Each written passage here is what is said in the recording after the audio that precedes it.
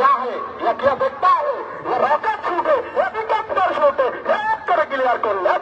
অপর প্রান্তে সেখানে আব্দুর রহিম রয়েছেন, কি করেন 7 নম্বর জাফরি পরিণত খেলোয়াড় আব্দুর রহিম নিজের পায়ে বল অসাধারণ বাড়িয়ে দিলে বাহিরের উদ্দেশ্যে মোবারক হয়েছেন, কি করে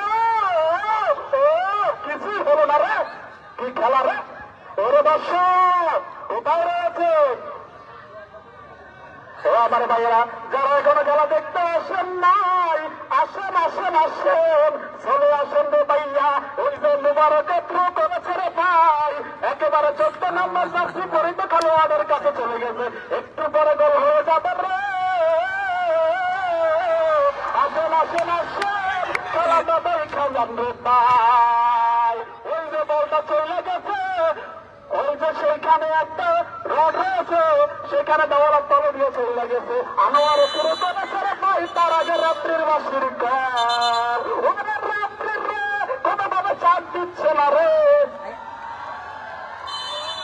ও রাত্রি সোহাগ বাবু একেবারে আইকিউ লেভেল এতটা উপরে কাউকে চাটবেন নাই, যেন 14 আইন চালু হয়, যেখানে 155 দ্বারা আইন চালু হয়, কোনোভাবে থাকবেন না এই রাত্রি।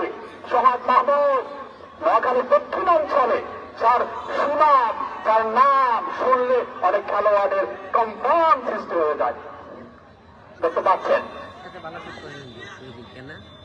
দেখা যাক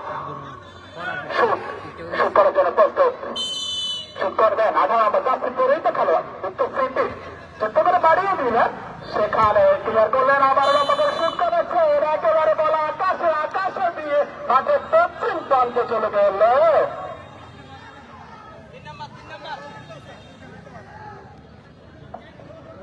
রুবেল মানে পশ্চিম প্রান্ত থেকে শুট করার জন্য প্রস্তুত, দৌড়ানো করে